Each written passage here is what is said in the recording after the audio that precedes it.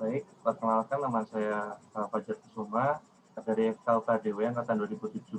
Baik, di sini kelompok KKN kami akan menyampaikan terkait penyuluhan tentang hipertensi dengan bantuan Dr. Yosafat Aditya Mahardika. Baik, mungkin untuk Dr. Yosafat Aditya Mahardika dipersilakan untuk menyampaikan materi penyuluhan. Mungkin untuk pertama kali silakan dokter memperkenalkan diri terlebih dahulu, lalu Ya, lanjut ke penyuluhan. Terima kasih dok. ya, terima kasih Fajar. Selamat siang, nama saya Dr. Yosa. Jadi tadi nama lengkapnya Yosafat Aditya Mahardika, bisa dipanggil Yosa. Saya di sini sebagai dokter PTT di Rumah Sakit Umum Daerah Komodo Labuan Bajo, Provinsi Nusa Tenggara Timur. Saya diminta untuk menjelaskan atau memberikan penyuluhan berkaitan tentang dengan hipertensi atau darah tinggi. Ya, bisa dimulai ya. Slide.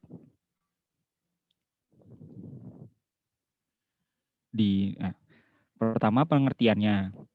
Hipertensi seperti yang dibaca. Hipertensi atau nama lainnya adalah tekanan darah tinggi, adalah suatu keadaan di mana tekanan darah sistolik itu lebih dari sama dengan 140 mm air raksa dan atau tekanan darah diastoliknya lebih dari 90 mm air raksa. Tekanan darah sistolik itu seperti apa? Biasanya tekanan darah sistolik itu yang disebut angkanya pertama kali ketika orang mengukur tekanan darah. Misalnya tensinya berapa Pak, Ibu? 110/70. Nah, sistolik itu adalah angka pertama yang disebut dan diastolik itu angka kedua yang disebut. Menunjukkan apa? Menunjukkan tekanan yang atau jumlah darah yang dipompa oleh jantung. Tekanan yang dilawan itu berapa? 110 atau 140. Nah, kalau darah tinggi atau hipertensi disebut itu lebih dari sama dengan 140/90, kalau normalnya bagaimana? Nah, untuk sistolik itu 90-130 itu dikatakan normal secara umum.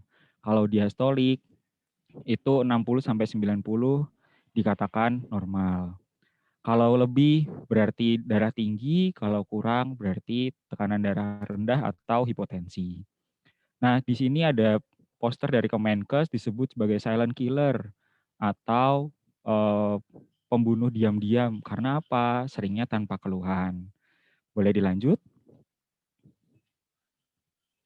Nah, apakah tadi kan namanya silent killer, tapi kok di sini ada gejalanya? Nah, ini sebenarnya adalah gejala atau kondisi yang dialami penderita hipertensi, tapi ini kalau memang sekiranya sudah lama, tensinya terlalu tinggi, atau memang sudah menyerang organ-organ tertentu. Makanya ada tulisan di sini, gejala tersebut tidak selalu dirasakan oleh penderita hipertensi. Gejalanya apa saja?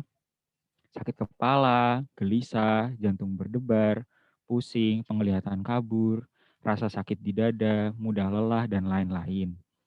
Seringnya kalau sakit kepala itu loh, kalau semisal lehernya rasanya kencang-kencang di kepala atau kencang-kencang di leher. Bisa jadi tekanan darahnya tinggi begitu. Terus gelisah, ya rasa tidak nyaman di badannya atau jantung berdebar. Pusing juga sama, penglihatan kabur juga sama. Nah, kalau sekiranya sudah ada tanda-tanda seperti ini, cara penanganannya bagaimana? Langsung ke fasilitas kesehatan. Seperti itu. Tidak bisa diampet-ampet dulu. Nunggu sakit baru berangkat. Seperti kan namanya pembunuh diam-diam atau silent killer, maka juga kalau semisal terlambat juga kondisinya bisa memburuk. Seperti itu. Selanjutnya,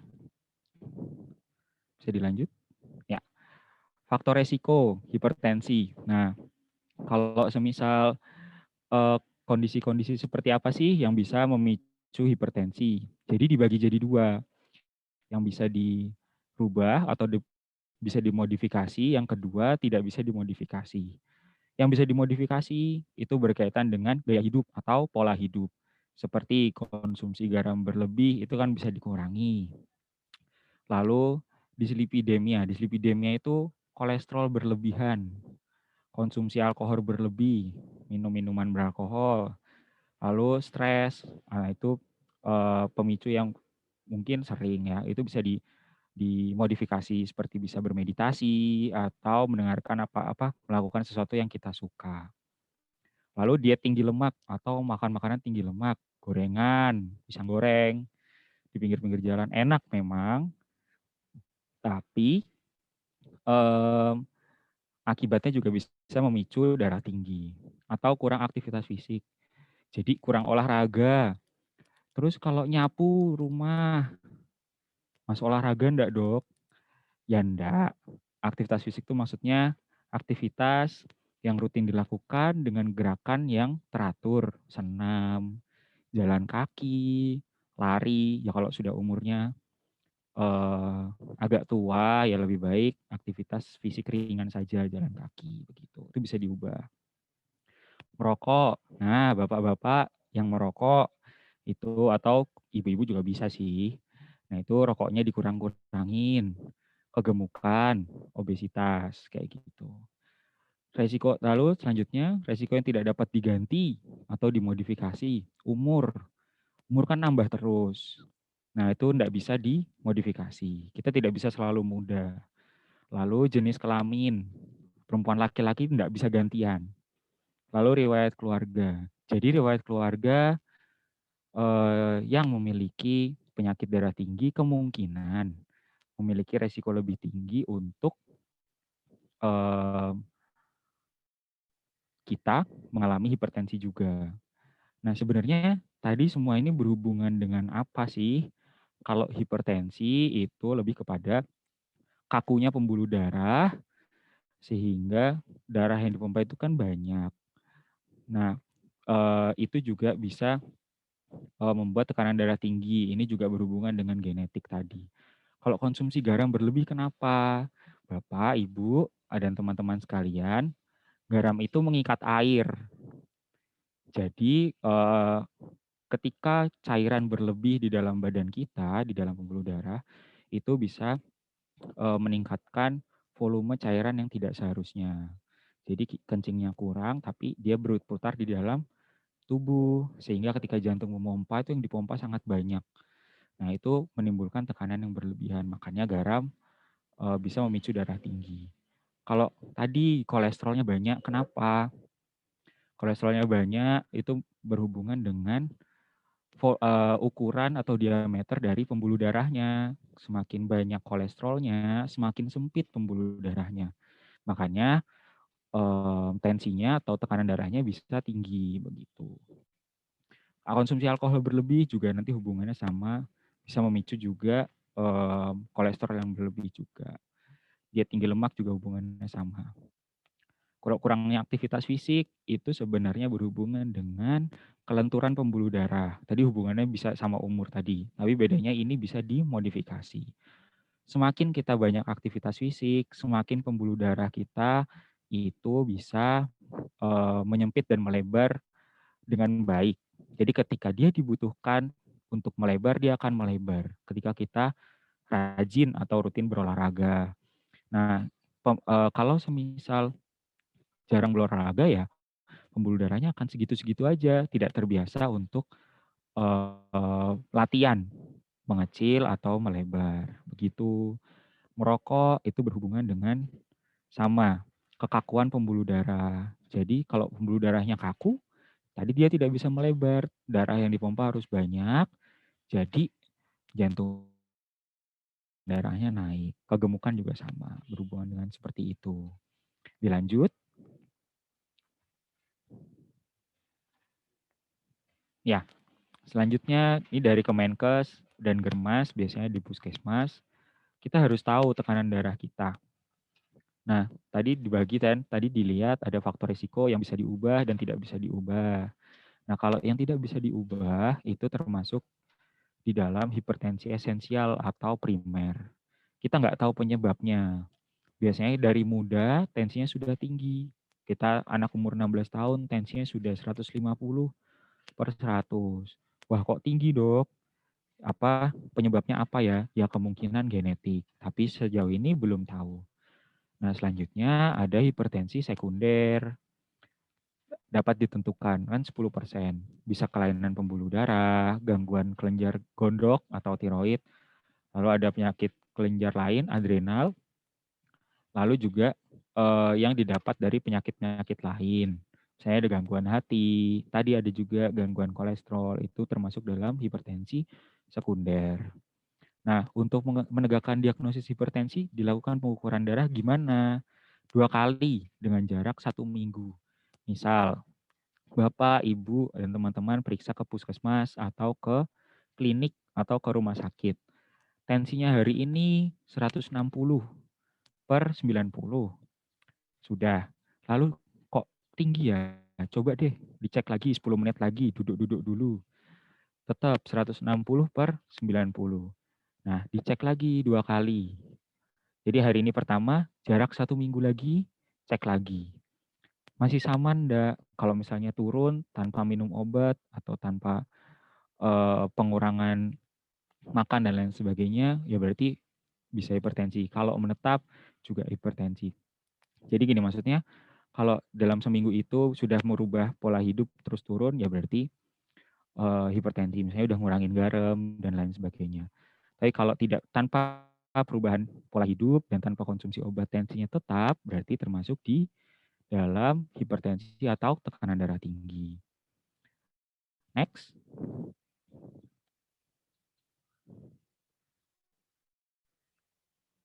Iya. Nah, ini menurut JNC ya. Jadi ada sebelumnya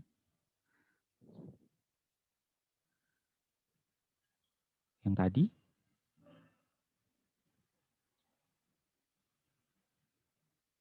Nah, ya yang ini. Jadi tadi sudah 2 kali dalam jarak 1 minggu. Ya, ya betul. Udah jarak 1 minggu. Nah, lalu ini klasifikasinya atau pengelompokannya. Sebenarnya ini sudah lama ya, yang terbaru ada lagi. Tapi kurang lebih seperti ini. Kalau tensinya normal berarti di bawah 120. Dan kalau ini yang sistol. Kalau yang diastol di bawah 80. Tapi kalau sekarang sudah naik di bawah 130 itu masuknya normal. Yang lain yang diastol di bawah 90 itu masuknya normal. Prahipertensi itu 130 sampai 139 itu masuknya normal. Maksudnya termasuk prahipertensi yang sistol. Kalau semisal yang diastol 90 sampai 99 itu darah tinggi juga. Tapi kalau mengikut yang ini enggak apa-apa, berarti 120 sampai 139 itu prahipertensi, kalau 80 sampai 89 itu masuknya juga prahipertensi. Hipertensi tingkat 1 itu tensinya 140 sampai 159 untuk yang sistol, yang diastol 90 sampai 99. Terus kalau hipertensi tingkat 2 berarti lebih dari 160 atau diastolnya lebih dari 100. Kalau terisolasi itu ada lagi, ada yang sistolnya lebih dari 140 tapi diastolnya kurang dari 90, jadi normal. Itu namanya hipertensi terisolasi, sistolik. Nah, kenapa dikelompokkan sih sebenarnya? Ini adalah Bapak Ibu sekalian dan teman-teman sekalian, cara dari petugas medis atau dokter untuk menentukan apakah butuh terapi obat atau tidak. Kalau di prahipertensi berarti kami biasanya tidak memberikan obat apapun. Biasanya langsung diminta untuk mengganti pola hidup atau pola makan. Selama masih bisa diperbaiki dengan perbaikan pola hidup seperti menjadi rajin olahraga, banyak makan sayur, kurangin lemak, kurangin garamnya, itu bisa memperbaiki tekanan darah.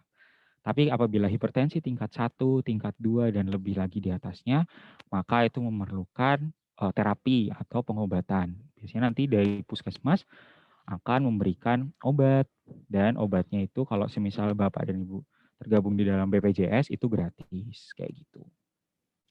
Mungkin bisa dilanjut.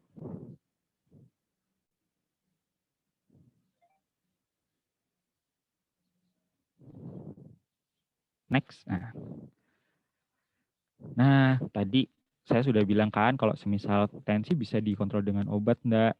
Bisa. Nah, ini caranya untuk tidak mengontrol dengan obat ya. Kalau semisal ingin mengontrol dengan obat berarti kita memperbaiki faktor risiko yang bisa diperbaiki tadi. Kalau kebanyakan makan gorengan, kebanyakan makan, nah itu hubungannya sama berat badan. Tadi kan ada obesitas ya, berarti berat badan. Nah, dan lingkar pinggang ideal. Jaga berat badan tetap ideal. Umumnya tensi bisa turun. Angkanya 1 sampai setiap berat badan yang turun. Lingkar pinggang ya hubungannya sama berat badan. Selanjutnya, aktif bergerak dan berolahraga. Nah, ini hubungannya sama aktivitas fisik tadi. Nah, itu dengan elastisitas pembuluh darahnya tadi. Kalau konsumsi makanan sehat, kok gambarnya buah dan sayur, Dok? Nah, soalnya kita tuh kadang males makan sayur kayak gitu. Nah, sayur itu bisa membantu untuk menurunkan tekanan darah. Terutama kayak yang sering kita dengar adalah timun. Karena memang timun ada kandungan yang bisa membantu untuk menurunkan tekanan darah. Seperti itu. Susu rendah lemak. Nah, sekarang kan lagi pada borong Bear Brand. Ya boleh, cuman ya jangan banyak-banyak. Selain enak ya nanti banyak lemaknya. Kayak gitu. Lanjut. Ajar boleh. Nah, terus pangkas garam. Yang paling dominan itu biasanya garam. Kan nggak suka ya makan hambar, nggak enak tuh. MSG, garam. Sebenarnya MSG dan garam itu bisa mengikat air. Jadi ya itu tadi, airnya jadi banyak, yang dipompa terlalu banyak. Kayak gitu. Kalau semisal memompa garam, airnya bisa dibuang lewat kencing. Jadi jumlah cairan yang ada di badan itu cukup. Jantungnya juga nggak capek. Terus berhenti merokok. Rokok itu bisa bikin tekanan darahnya naik. Terus bijak konsumsi kafein. Kafein itu maksudnya kopi. Paling gampang tuh kopi. Coklat, teh gitu. Boleh nggak sih, Dok sebenarnya minum kopi? Boleh. Minum teh boleh. Minum makan coklat boleh. Cuman ya jangan banyak-banyak. Kalau kopi lebih baik diminum kurang dari jam 4 sore. Atau teh juga begitu. Karena apa? Kalau sore ada hormon namanya kortisol. Nah, kortisol itu kalau semisal kena kafein, itu bisa memicu naiknya tekanan darah. Karena kortisol sendiri tugasnya untuk menaikkan tekanan darah, menaikkan nadi, tekanan darah. Lalu kurangi stres. Ya ini juga kembali lagi ya, melakukan sesuatu yang Anda sukai. Seperti itu. Kalau stres nanti kaku pembuluh darahnya. Kayak gitu. Kalau semisal bisa rileks, ya nanti pembuluh darahnya elastis kembali. Sebenarnya kenapa sih orang berpikir untuk mengurangi hipertensi? Karena hipertensi sendiri banyak bisa menimbulkan penyakit-penyakit komplikasi yang lain. Seperti gangguan ginjal, gangguan jantung. Nah, seperti tadi apabila muncul gejalanya, kemungkinan bisa sudah terjadi gangguan organ. Begitu. Bisa dilanjut? Ya, mungkin begitu dari saya. Mungkin ada yang mau ditanyakan dari tadi mungkin, Fajar? Baik dokter, terima kasih atas presentasinya dok. Cukup lengkap sih dok untuk hipertensi. Mungkin ada pertanyaan yang ingin saya tanyakan dok terkait ini dok, mitos di masyarakat itu. Untuk Ya. pertama itu orang dengan hipertensi itu apakah tidak boleh dok untuk mengonsumsi daging merah? Oh ya, daging merah ya Fajar ya. Jadi kalau semisal daging merah tergantung jenis dagingnya apa. Daging merah di ikan juga ada. Nah, kalau daging merahnya bentuknya adalah maksudnya daging sapi, kambing gitu ya. Sebenarnya kalau dibilang boleh, ya boleh. Boleh-boleh saja. Hanya saja yang ditakutkan adalah lemaknya. Pertama lemaknya. Kan tidak murni daging toh. Daging sekotak itu tidak murni ada daging saja. Pasti ada serat-serat lemaknya. Itu juga yang ditakutkan. Lalu kalau daging merah jenisnya adalah kambing. Nah, pernah dengar itu ya berarti kalau darahnya rendah makan daging kambing. Gitu ya biasanya. Nah, karena memang khusus daging kambing, dia itu punya kadar natrium atau garam yang cukup tinggi. Jadi dia bisa mengikat air sehingga bisa menaikkan tekanan darah. Nah, kalau orang darah tinggi makan daging kambing, tensinya makin naik gitu. Kalau yang lain-lain relatif sama juga, cuman lebih parah daging kambing. Kalau boleh boleh, tapi kalau tensinya sudah terkontrol. Kalau tensinya masih tinggi-tinggi ya lebih baik nggak usah. Lebih baik nggak usah ya. Kalau boleh boleh. Gitu. Baik, Dok. Masih boleh dalam porsi tertentu. Selanjutnya mungkin ada lagi. Ya, mungkin untuk pertanyaan terakhir, Dok. Hipertensi itu sebenarnya penyakit berbahaya atau enggak sih, Dok? Ya, baik. Pertanyaan yang bagus ya. Sebenarnya bahaya enggak? Kan nggak ada rasanya ya. Kalau hipertensi tiba-tiba tensinya kan cuma tinggi, kan cuma angka. Kalau diomong berbahaya, ya sebenarnya antara iya dan tidak. Sangat normatif ya, sangat diplomatis. Bisa iya, bisa enggak. Akan jadi berbahaya ketika dia tidak terkontrol. Maksudnya ketika dia tidak bisa dikontrol, baik dengan perubahan pola makan atau si pasien atau bapak ibu tidak bisa mengubah pola hidup dan tensinya tetap tinggi sekali, ya dia akan bahaya. Tensi yang tinggi bisa memperberat kerja jantung, bisa memperberat kerja ginjal, bisa memperberat kerja hati. Tinggal milih yang duluan kena yang mana. Kayak gitu. Namanya komplikasi, penyakit komplikasi. Maksudnya sangat kompleks, membuat organ-organ tersebut rusak karena tensi yang terlalu tinggi. Bahayanya kenapa? Kalau di ginjal ada perputaran darahnya. Tensi yang terlalu tinggi bisa membuat ginjal itu kerja keras. Jadi lama-lama capek, lama-lama rusak. Sama, jantung juga begitu. Di hati juga begitu. Akan jadi berbahaya kalau gagal ginjal jadinya harus cuci darah. Kalau jantung nanti serangan jantung. Akan jadi berbahaya ketika begitu. Akan tidak berbahaya kalau semisal Bapak, Ibu, dan teman-teman sekalian bisa mengendalikan tekanan darahnya. Begitu. Jadi orang dengan darah tinggi kalau minum obat, kalau pola hidupnya betul, tensinya teratur atau terkontrol, ya dia akan hidup dengan baik. Akan bisa hidup dengan normal begitu. Jadi sering juga pernah banyak mitos, waduh kalau minum obat kelamaan nanti ginjal saya malah rusak dong. Mending tensinya biarin aja, tinggi aja nggak apa-apa, tapi nggak minum obat. Aduh, yang benar malah yang tepat obat-obatan darah tinggi itu membantu kerja ginjal, membantu kerja jantung dan hati supaya dapat bekerja lebih baik. Biar mereka nggak kecapean, biar jantung, ginjal dan hatinya tidak kecapean. Makanya lebih baik obat-obatan darah tinggi yang sudah diberikan oleh dokter dari puskesmas atau dari rumah sakit harus diminum seumur hidup demi membantu kerja organ-organ tersebut begitu. Jadi kalau ditanya berbahaya enggak, ya bisa jadi berbahaya kalau dibiarkan kayak gitu. Fajar.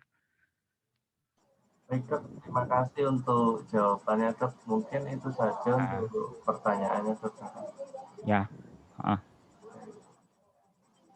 Selanjutnya mungkin sekian dari saya. Mungkin saya kembalikan ke Fajar. Ya, Dok. Terima kasih, Dok. Ya, untuk presentasinya sudah sangat baik, Dok.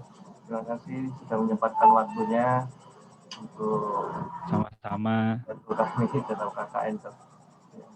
Ya, sama-sama semoga bisa membantu. Ya, Dok. Amin, Dok.